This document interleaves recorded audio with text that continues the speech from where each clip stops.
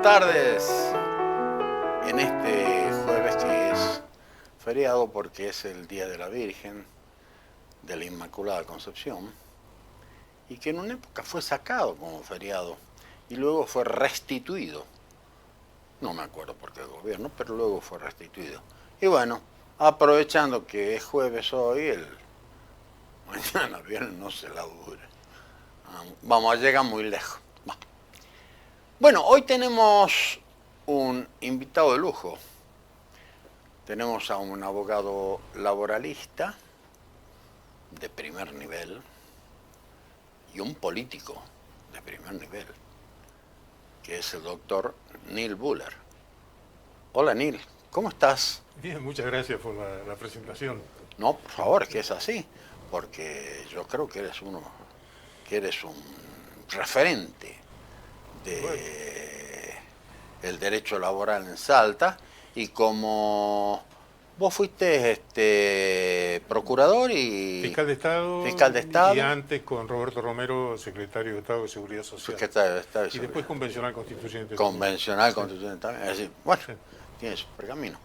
Pero antes de que comencemos las preguntas, quiero hacerte una pregunta que para mí es importantísima, Neil. ¿Cómo lo ves a Argentina en fútbol? Argentina. A Argentina en fútbol, ¿cómo la ves? Porque a Bueno, vos te gusta el fútbol. en general en los mundiales siempre ha tenido este tipo de derrotero, es decir, de ir con esfuerzo, es decir, estar al borde y llegar, por lo menos. En dos veces llegamos. Sí, llegamos dos veces. Creo que hay rivales de fuste, que Brasil sin duda tiene un juego espectacular, y con Países Bajos hay que pasarlos, Hay que ¿no? pasar a Países Sí, sí. Bajos. Sí. Y Este, después nos tocaría con Brasil. yo estuve mirando hace poquito la final del 78 con Países Bajos también. Sí, O sea, fue muy dura, fue muy fue dura. muy duro. Sí. Esa pelota que pegó en el poste derecho y que no entró Sí, sí. y pudimos después festejar, ¿no es Claro, cierto? claro. Neil, bueno, cuéntame una cosita.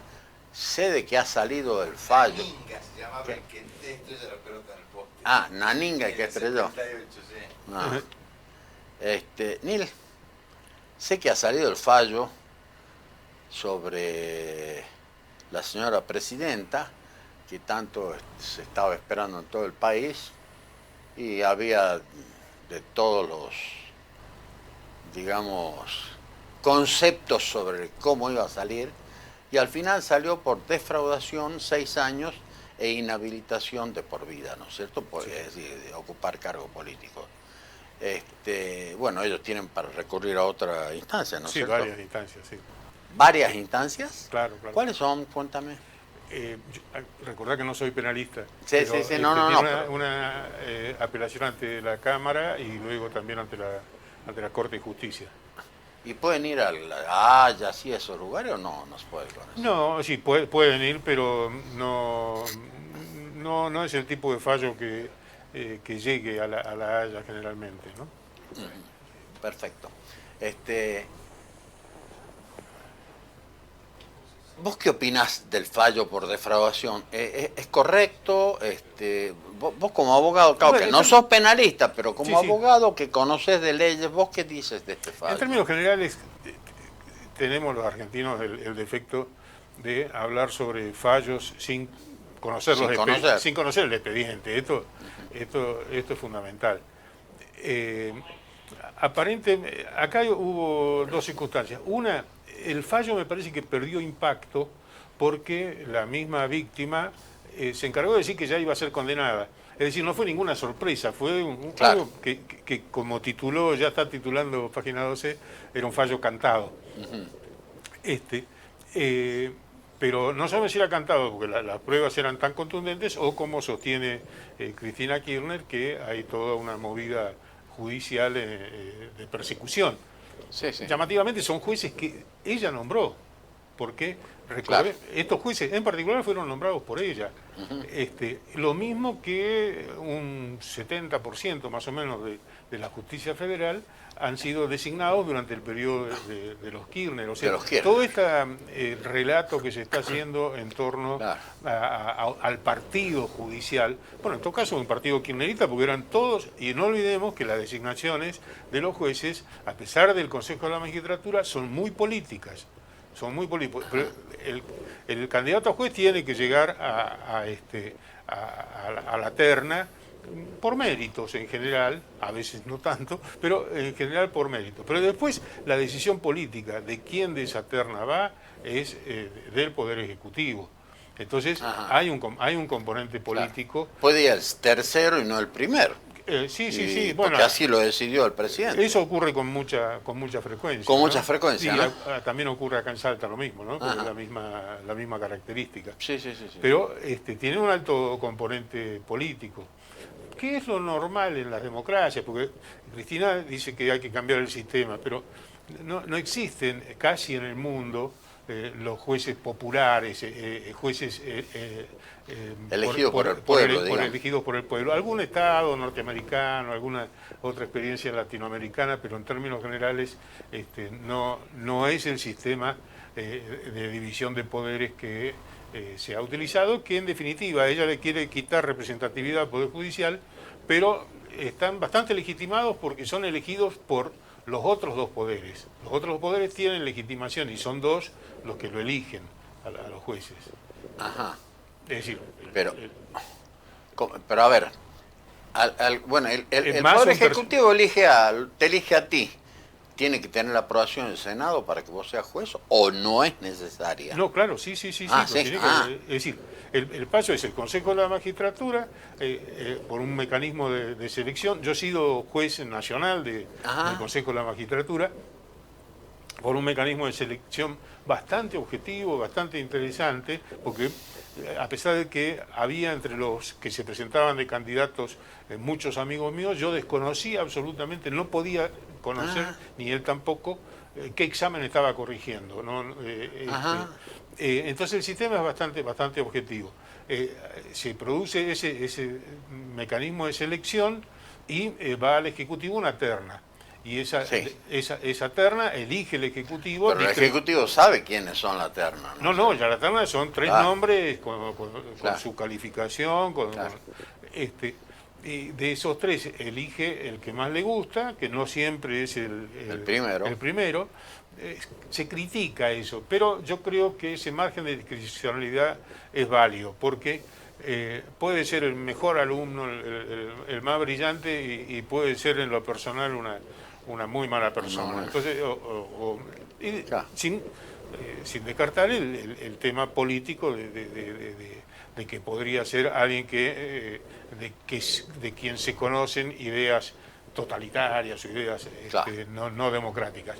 Entonces, y eso va al Senado. Y el Senado finalmente le da el acuerdo.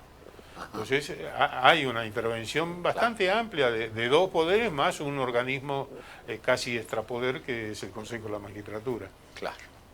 Entonces vos dirías que este fallo, digamos, defraudación, sí, ¿es correcto? La figura de la asociación ilícita no había lugar.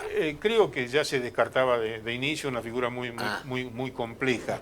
Y con la defraudación hay que ver, todos estamos convencidos, yo creo que hasta los mismos seguidores de Cristina Kirchner, que el enriquecimiento exorbitante que han tenido la familia Kirchner y sus secretarios y jardineros y choferes y secretarios y estamos hablando de cientos de millones de dólares que apareció en Miami, es decir, esto es evidente. Yo creo que el relato que figura en los cuadernos de Centeno, también todos tenemos la convicción, pero una cosa es tener la convicción y otra que pueda probarse. Y a mí me llamaba la atención, por eso hay que leer el fallo,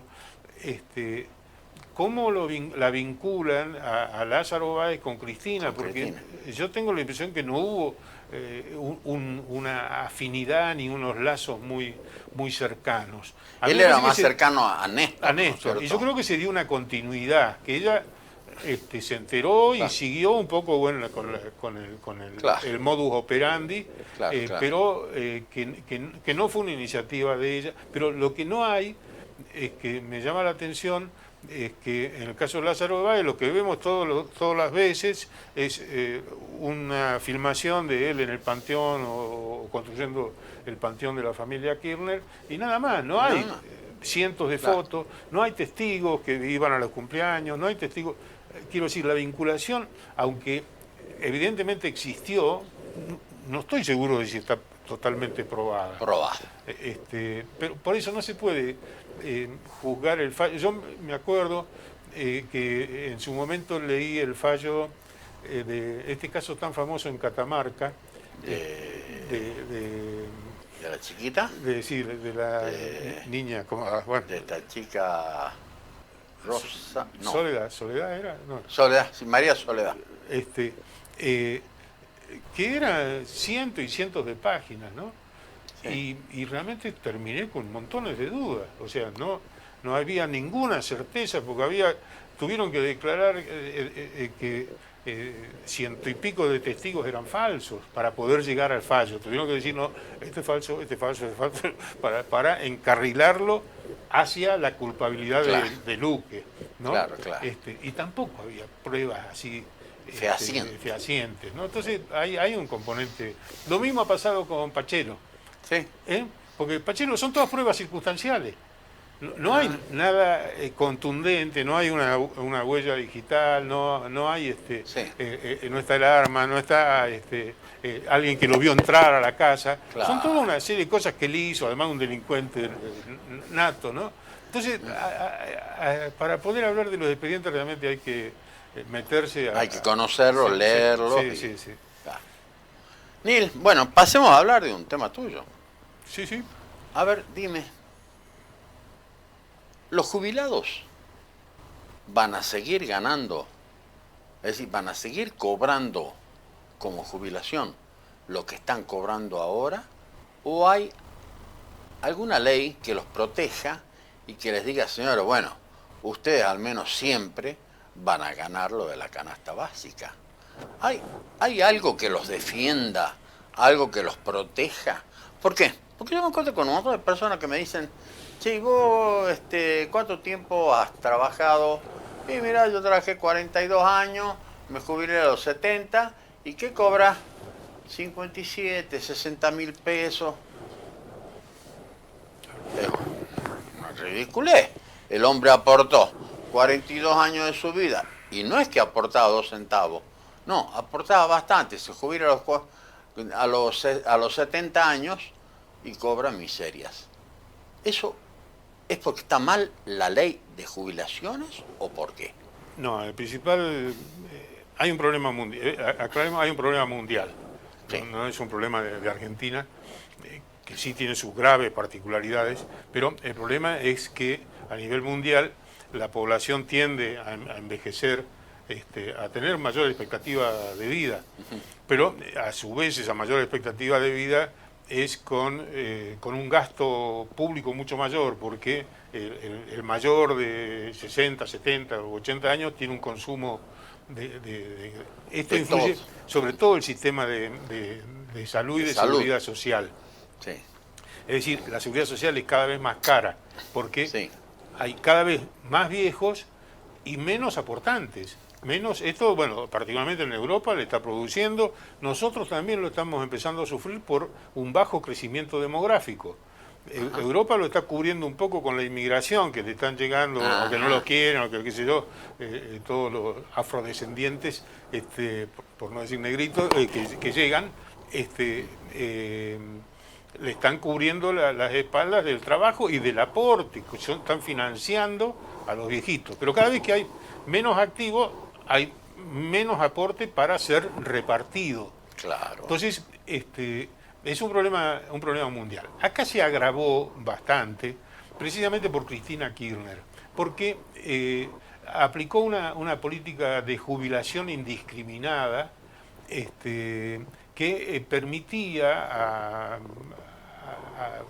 yo digo, viejitas del Jockey Club, con perdón, no del Jockey Club de Salta, sino de Buenos Aires, Sí. Es decir, personas con... Claro, que muy tenían un pudientes, buen pasar y con que muy tenían- buen pasar, y con una propiedades. moratoria, un sistema, qué sé yo, de pumba, nos metieron casi 5 millones de jubilados, De jubilados. que eso hay que financiarlo, eso hay que... Es decir, gente que nunca aportó. Esto Nunca aportó eso. claro, si bien hay otra gran discusión que ronda en el tema de los planes sociales, y se habla de el plan básico universal, de que toda persona tenga derecho automáticamente por el solo hecho de ser habitante a una renta, básica. Vitalicia. Ajá. Los que lo sostienen, yo no sé por qué sostienen que también los que tienen poder económico van a recibir esa renta básica. Y un poco la discusión que hoy se está presentando entre Graboy y Tolosa Paz, Sí. es que Graboy dice, no, esto hay que dárselo a todos y no se puede estar investigando a los pobres. Pero el tema es que son, teóricamente, hubo una buena cantidad de casos de gente que tenía muy buenos recursos, que compraba dólares, que viajaba al exterior, que tenía yachts o que tenía Claro. y que recibía los planes sociales. La concepción de los planes sociales precisamente acaba de cumplir 80 años, porque en plena Segunda Guerra Mundial, el Parlamento británico le encomendó a William Beveridge, un caballero, que era un economista de la Economic School of London, que elaborara un plan para después de la guerra. Eso se llamó Sí. el Libro Blanco de la Seguridad Social. A partir de ahí nace la idea de un plan integral y universal que le dé cobertura a las contingencias que sufren las personas, cualquiera sea su situación, inclusive los ricos. Entonces, ese plan de seguridad social es el que muchos, con altibajos, existe en todos los países del Commonwealth, de Inglaterra, Canadá, Ajá, Australia, sí, sí, sí. etcétera. Uno llega y por el solo hecho de ser habitante o residente tiene una cobertura de la seguridad social para contingencias de urgencia, ¿no? A ver, si vos vivís en Inglaterra y te vas a Australia y te pasa algo, tienes de alguna manera alguna cobertura por integrar No, el Commonwealth. si vas a Australia viniendo de cualquier lado, o vas a Inglaterra o alguno de estos, o a Nueva Zelanda, del país que llegues, tenés automáticamente una cobertura para las situaciones de emergencia. De emergencia. De emergencia. Muy buena, pero si tenés que ir a atenderte porque tenés un problema, Claro. a mí, Estás resfriado. a mí me pasó, llegando a Australia, tuve un problema de sangre en el oído, y fui a la consulta a un hospital público, son hospitales fabulosos. Hermosos. Pero no me acuerdo, la consulta me salió $500, una cosa así. Ajá. Y como no era de urgencia, no era, digamos, Claro. un accidente que hubiera sufrido, Claro. tenía que pagar Tenías que pagarla. Sí, sí. Así que, pero, digamos, esa es la idea de una cobertura universal. Universal. Que entonces no discrimina cuál es la situación de la persona, si tiene... Pero el problema, para una economía tan frágil y un sistema de seguridad tan frágil como el argentino, incorporarle esa masa de gente que nunca había aportado, es a costa de quitarle Eso, claro. a los otros. A los Y otros. no hay leyes que garanticen, porque las leyes no se cumplen. Es decir, las leyes o se cambian, porque estas leyes que pretenden garantizarle a los jubilados el haber, ya han cambiado como 10 veces entre Macri y Kirchner. Se Sí. patean la pelota diciendo que el otro ha hecho la ley peor y qué sé yo, pero la verdad es que no no siguen el ritmo de la devaluación y aquellos que tampoco se cumple con el 82%, que tienen algunos sectores, por Claro. ejemplo, los docentes de universidades nacionales tienen el 82%, pero eso se pierde, es decir, se va diluyendo, después no hay una relación, aunque lo mandan los tratados internacionales, tratados que hemos firmado Ya hace sé, relativamente poco. Hay un convenio que es el convenio 101 de la OIT del año 1950, pero nosotros lo firmamos hace 4 o 5 años, es decir, lo ratificamos, pero es obligatorio para nosotros. Y dice que el haber de todo tipo de prestación, me refiero, no solamente la jubilación, también la de desempleo y otras, tienen que guardar relación con el haber en actividad. O sea, tenemos una norma específica que dice tiene que guardar una relación cercana con el haber en actividad. Bueno, eso se pierde absolutamente. Hay gente que ganaba muy buenas remuneraciones o está con la mínima. Claro. O también hay engaños, Nil, ¿no? A ver, yo trabajé en la policía y me retiré como comisario de la policía y aportaba el 19% de mi sueldo. Claro, Y me dijeron que era una caja privada y que entonces yo iba a cobrar el 82% móvil, es decir, siempre iba a cobrar el 82% de lo que cobrara un comisario en actividad. Un comisario en actividad hoy en día está ganando 280, más o menos. Y yo cobro, y más también, ¿sí? Yo cobro 142.000. Claro, claro. No, sí, no, por eso. es decir, cobrar el 50%. Claro, pero a todos los demás le descontaban el 9%. A mí me descontaban el 19%, es decir, 10% más. Pero eso no es nada. Yo ahora voy y agarro mi papelito de jubilación y dice 142.000, te depositaron 160, por ejemplo. Descuento, jubilación 8%. ¿Cómo jubilación? Ajá. ¿Jubilación de qué es eso? Sí, Claro. no, Bueno. por eso debe ser particular de la caja de retiro policial, no conozco. Claro, pero yo voy a través del ANSES, me pagan, ¿no? A mí me pagan a través del ANSES. Es decir, han hecho una melange, ¿no es cierto? No, el único descuento que yo conozco en las jubilaciones es del PAMI, no hay otro. Bueno, yo también. Pero no, resulta que lo tengo fijo bien aquí. ¿Y qué este 8%? No, ocurre cuando estaba de ministro de seguridad y entonces bla bla bla bla bla bla. La cuestión es de que siempre suena el que está abajo. Y eso es lo que pasó. Hay otro problema, vos hablabas de leyes que garanticen. Sí. Tenemos una garantía que es la Constitución Nacional. En el artículo 14 bis establece que el Estado otorgará los beneficios de la seguridad social por intermedio de organismos públicos administrados por los interesados.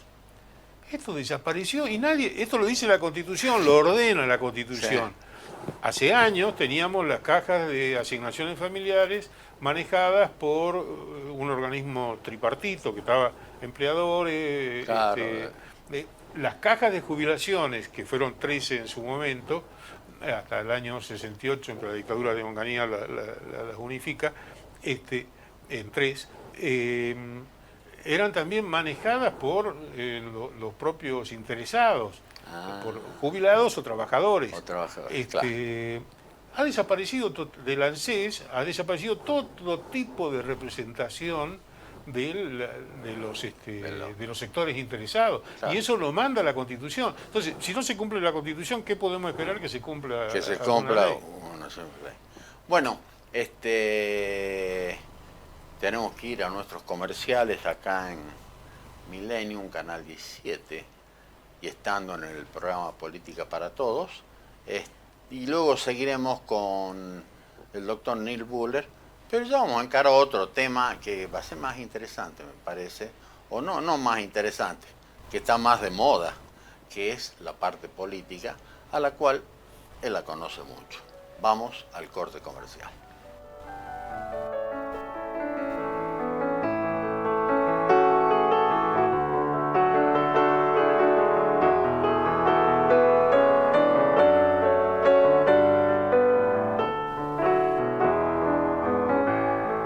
Volvemos acá en Millennium, Canal 17, en el programa Política para Todos.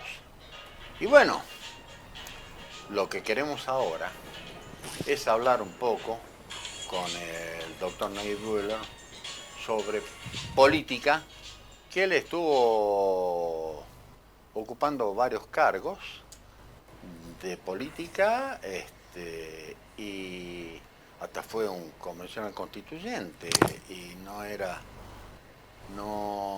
hace mucho, porque fue en la modificación a la Constitución. Nil, ¿tú sigues siendo justicialista? Es decir, a ver, voy a hacer bien la pregunta, porque me parece que he hecho una pregunta muy mala. Porque yo sigo siendo justicialista y no pertenezco al Partido Justicialista hace 3 meses. Pero, ¿tú sigues perteneciendo al Partido Justicialista? Sigo estando afiliado, creo, pero no... ¿Por qué creo? Porque a veces me han sacado del padrón. A mí me lo sacó como 5 veces.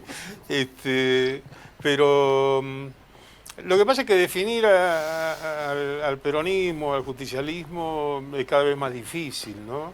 Porque si bien Perón era también un tanto ambivalente, la situación actual es que cualquier peronista, que cualquier tipo de ideología es admitida dentro del peronismo. Entonces, pero dentro del peronismo, no dentro del justicialismo. No, claro. Porque yo lo que digo es esto. Cualquier justicialista puede ir a peronismo y votar y decir, bueno, yo soy peronista. Pero no todos los peronistas pueden decir, yo soy justicialista. No, claro. No claro. pueden decirlo, sí, sí, ¿cierto? Sí. Entonces, yo lo que digo, ¿por qué entonces no se forma un partido peronista y nos dejan a nosotros los justicialistas que nosotros manejemos nuestro partido? Sí, o a la inversa, ¿no? Es una cuestión de nombres, llamar... Sí. Pero el problema está en el contenido, que quienes están identificados con una doctrina de justicia social se ven avasallados por todo tipo de ideología que vienen de izquierda o de derecha, con pensamientos que son ajenos al pensar justicialista, ¿no? Esta es la verdad. Yo soy cada vez más escéptico de los partidos políticos en general, y cabe reconocer que históricamente la experiencia de los peronismos de las últimas décadas son negativos. Entonces, bueno, en cierta forma los partidos no son equipos de fútbol a los que uno tenga que seguir por ese fanatismo o corazón. Yo creo que debería ser una cuestión más racional, y si me preguntás hoy si soy peronista, te diría no, ni peronista ni justicialista. Es decir, salvo que mantengo intacto mis ideas afines a ciertos principios del justicialismo, pero también de alguna forma hay algunos valores democráticos que también los tiene el radicalismo. Claro. Que dentro de todo me da la impresión que si hacemos un juicio histórico comparativo de los gobiernos de Alfonsín con los que le siguieron, gana Alfonsín. Por lejos. Entonces, bueno, de alguna forma creo que tenemos, porque aparte en la realidad uno ha intentado siempre ser fiel al partido al que pertenece, pero los dirigentes no son así, nunca han sido fieles, nunca, y no han tenido problema en traicionarse, en hacer alianzas las más espurias con tal de avanzar en el poder. Entonces, de pronto, facciones que son irreconciliables o ideologías, vemos, supongamos, por poner alguien que tiene cierto predicamento, Massa viene, y como el mismo Fernández, vienen de partido, de haber sido de Alzogaray, de Cavallo, de haber estado, en el caso de Fernández, en la misma lista que una defensora de los genocidios, como fue Elena Cruz. Quiero decir, y no han tenido problema en ir saltando, Claro, sí. con tal de... el peronismo hace bastante tiempo, y sobre todo bueno, desde que murió Perón, es un instrumento de búsqueda de poder. ¿Electoral De búsqueda, es decir, claro, pero se busca el poder por el poder mismo y no porque realmente tengan atrás una ideología que pretenda reivindicar esas cosas buenas que tenía Perón, porque también las tenía malas, pero la ideología de la justicia social sí. se ve diluida por todas estas situaciones de corrupción, además, que son patrimonio, no diría exclusivo, pero bastante importante del peronismo, ¿no? Claro, claro. Es que para poner un nombre diríamos que son principiantes en sus principios. Sí. Porque yo lo sentí, bueno, vos también lo sentiste a Alberto Fernández hablar de Cristina Fernández de Kirchner. Claro, claro. Atendeme y decir una cosa y que ahora saca diciendo lo opuesto. Vos decís, Claro. bueno, para. Y no solo él, ¿no? Y más a lo mismo, ¿no? Y más a lo mismo. Y que dijo que a la cámpora él, es decir, claro, no digas nada.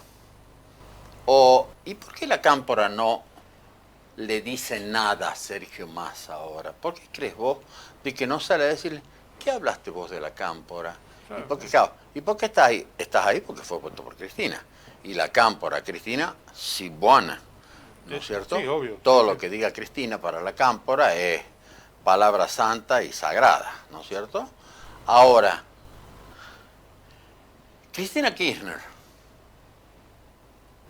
¿vos cuál crees que fue su intención de ponerlo a Alberto Fernández presidente y ella de vice? No para ganar, es decir, sabía que así podía ganar. Pero ¿por qué lo elige a Alberto Fernández y no elige a otra persona? Es decir, ¿por qué no lo elige a Massa? sí, ¿Por qué verdad. no lo elige a otra persona? ¿Por qué no ocurre eso? ¿No tenía gente?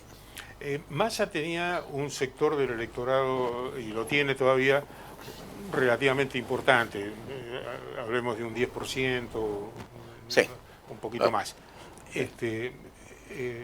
Alberto Fernández no tenía nada, ni tiene nada. Ni tiene. Entonces, supongo que la especulación de Cristina fue que alguien sin ningún poder real era mucho más subordinado que alguien que pudiera inclusive crecer, porque no olvidemos, el mismo Néstor Kirchner creció con un 22%.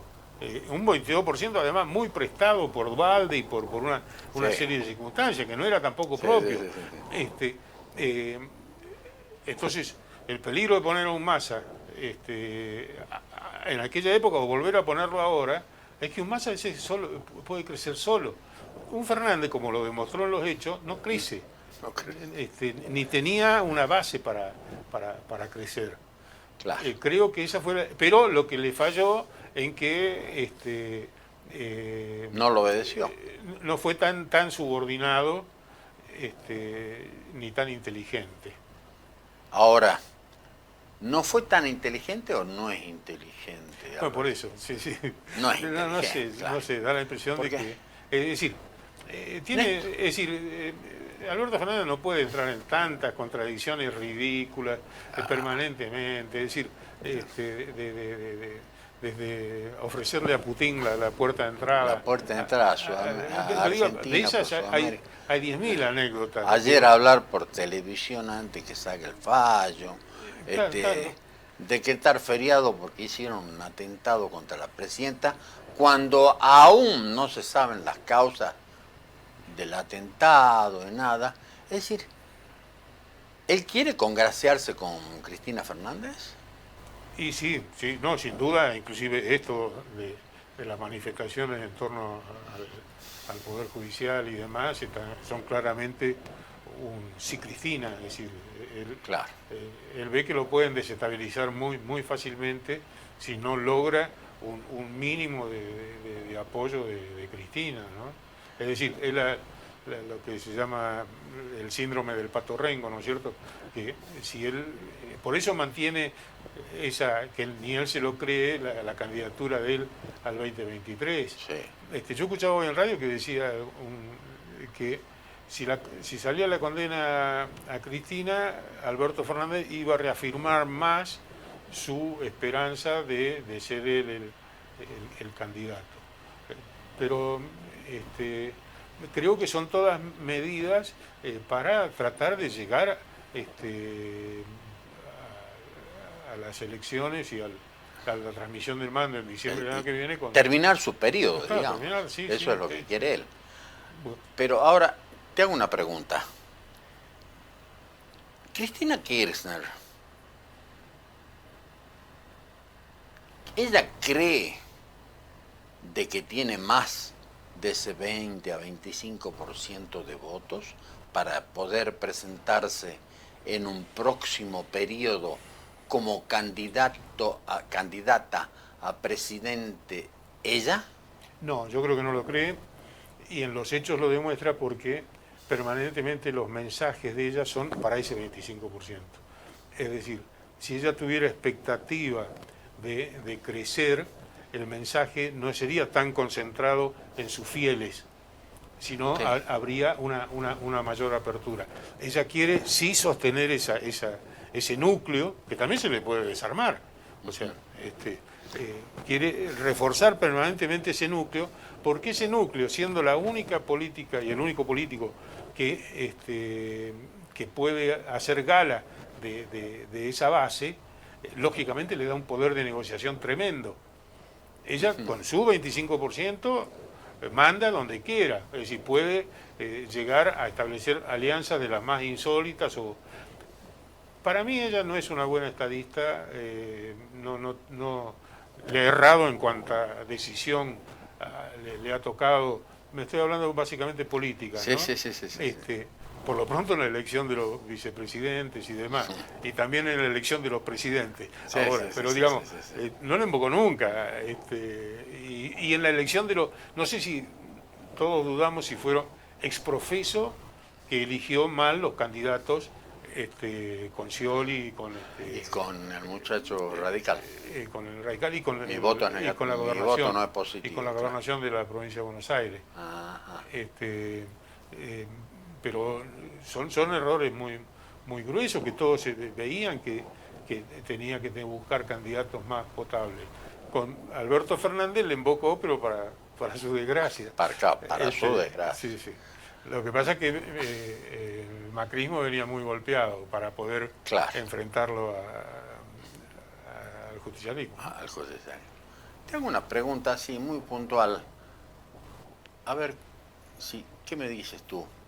¿Argentina tuvo algún presidente que fue un estadista? Sí. Bueno, empezando por Julio Argentino Roca. Nuestro país fue lo que fue en su momento, uno de los 10 más importantes países del mundo, por la política de Julio Argentino Roca, acompañado por Avellaneda, acompañado por un gran jurista que fue Joaquín B. González, y un gran equipo porque tenía también... Ahí estaba Juárez Selman también integrando el equipo de Juárez Selman era el yerno... Porque después él queda de Juárez Selman de presidente. Era el yerno, y ahí sí, también él comete un error parecido al de Cristina, porque él lo elige a Juárez Selman como sucesor, y era un cretino, un infeliz. El burrito cordobés le decían a Juárez Selman, que terminó después de la Revolución del 90 renunciando a su cargo, ¿no? Juárez Selman fue un error de estadista de él, pero toda la configuración del país, con la ley de educación obligatoria, la ley de servicio militar,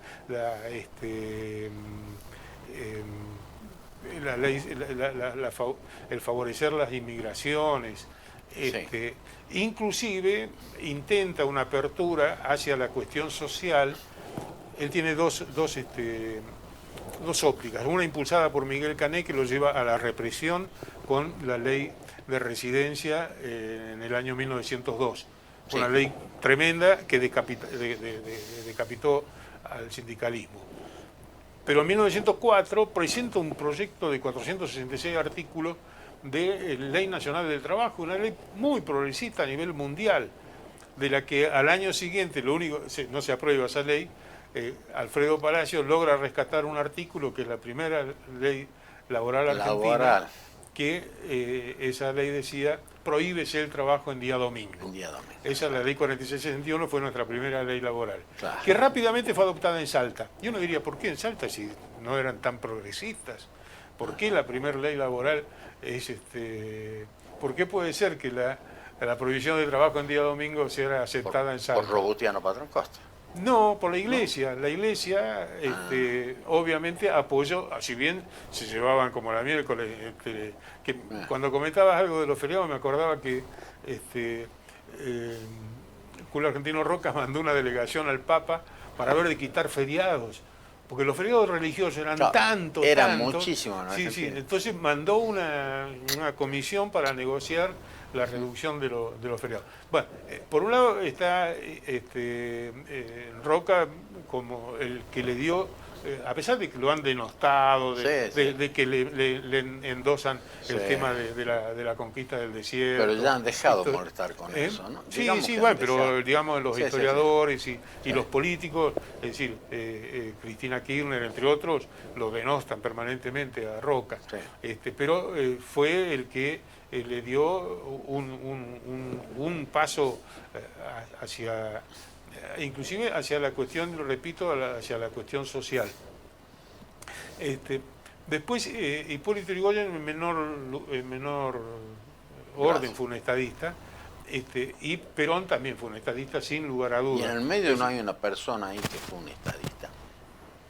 Y no, porque está después de Irigoyen viene Justo, Uriburu Justo, y después vienen Ramírez y Ortiz, o Ortiz y Ramírez, ninguno relevante. Y después de Perón. Ninguno relevante. Y después de Perón, Frondizi era un tipo de una... ¿Quién? Frondizi. Era un hombre, pero era un también, estadista, pero no lo dejaron gobernar.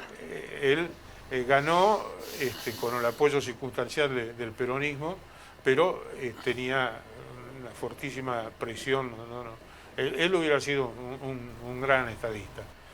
Y el que también se lo ha rescatado últimamente a Ilia, ¿no? Que se le hizo una campaña tan fuerte. Sin embargo, los números que de aquel gobierno radical de crecimiento económico y demás son muy favorables en el balance histórico. Sí. Y de por sí, bueno, las libertades democráticas y demás. Pero también condicionado, tanto Frondizi como Ilia, por la cuestión militar y por la falta de representatividad que el peronismo evidentemente tenía el voto popular. Claro. No olvidemos, la Convención Constituyente del 57, hecho insólito en la historia, gana el voto en blanco. El voto en blanco fue mayor que el que lograron los partidos políticos. Ajá. Esto en la Convención del 57. Claro. Ahora yo tengo una pregunta. ¿El 50% será clase pasiva y el 50% será clase activa en nuestro país o no? ¿O no es esa la proporción? Es decir, pasiva jubilado, activa lo que tiene que aportar para el régimen jubilatorio y de todo. Yo creo que está cayendo, es decir, sabemos que esa ecuación es pésima. ¿Pésima? Pero es pésima, 1-1 es pésimo, eso no aguanta no aguanta ningún pero país. Yo creo que nuestro país está cayendo todavía de esa relación de 1-1, ¿no? ¿Y qué le cuesta a Cristina entonces? Yo hago una pregunta. En vez de gastar o desviar fondos a otras partes, ¿por qué no desvía un poco más de fondos para la seguridad social y de las personas mayores, y así junta votos por ese lado? Porque yo creo que si nosotros hacemos, por ejemplo, ¿no? Cosa que no ocurre, ponemos mesas de jubilados y mesas de activos, yo creo que en la de jubilados pierden todas. ¿Es así o no para vos? Sí, es probable. Cristina ha tenido unas políticas que no son racionalmente explicables. ¿Por qué la gente de Recoleta, del barrio norte de Buenos Aires, durante décadas estuvo pagando unas tarifas menores que los salteños? Eso es insólito, es decir, subvencionar, que esto también es una de las contradicciones que tienen algunos de los referentes sociales del kirchnerismo, que de alguna forma financian a los ricos, financian o por lo menos a la clase media alta. No sé si fue porque especular electoralmente con conquistar a la gente de Recoleta me parece un absurdo que Cristina hubiera pensado en eso, pero lo cierto, lo mismo la forma en que escandalosamente se favorece a todo el conurbano y demás en el tema transporte. En los subsidios de transporte para el Gran Buenos Aires y demás. En Buenos Aires 30 pesos el colectivo, acá es 60. Claro, pero... ¿Es así la relación? Bueno, hay factores. El boleto en Buenos Aires, por razones operativas, tiene que ser más barato porque tiene lo que se llama sub y baja permanente. Acá nosotros... Salta es la ciudad, yo diría, más problemática en materia de transporte. Más problemática del país. Porque no hay ciudad que tenga 32 kilómetros de largo. Claro. No hay ciudad. Buenos Aires tiene 10 kilómetros. Claro. Nosotros tenemos 32. Con gente y sin barrios y sin centros urbanos intermedios. Claro. Quiere decir, el pasajero que sube en Santana baja en el centro. Claro. No es que baja y sube otro, baja en el tribuno y vuelve a subir otro en el tribuno y hay un constante sube y baja de pasajeros, que eso es lo que les da plata a la empresa de transporte. Acá el que hace, no hay plata para pagar los 30 kilómetros de distancia. Allá hacen un recorrido de 300 metros y ya están pagando el boleto, porque se bajan. Pero el problema es que justamente no deberían recibir el subsidio, que es escandalosamente mayor, el subsidio gubernamental que reciben las empresas de transporte de Buenos Aires, en detrimento de las provincias en general y Salta en particular, ¿no? Bueno, como todo programa, hemos llegado a nuestro fin y ya parece el penao 14 nuestro operador con la seña que nos está haciendo para que terminemos el programa. Y no me queda más que agradecerte, Neil, tu presencia en este programa Política para Todos y lo claro que has sido en todas tus concepciones, en todo lo que has dicho, y pienso que de mucho les debe haber servido a nuestros escuchas y televidentes, aunque dicen que televidente no es la verdadera, no es una palabra que esté bien usada en televisión, ¿no? ¿Cuál sería la... Televidente. No, ¿cuál sería el sustituto? No sé, teleescucha o teleoyente, o telemiradores, no sé. Sí, televidente es medio redundante. Es ¿no? un vidente, porque es... Sí.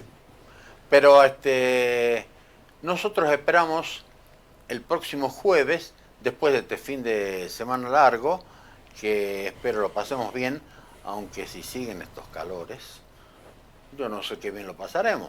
Pero bueno, dicen de que el domingo llueve, ¿no? Este domingo. Esperemos que sea una lluviecita reparadora y que nos lleve a un camino. No nos queda más que acá, por medio de Millennium, Canal 17, y de este programa Política para Todos, despedirnos y decirle adiós y nuevamente muchas gracias a nuestro invitado, el doctor Neil Buller. Muchas gracias y hasta el jueves que viene, si Dios quiere.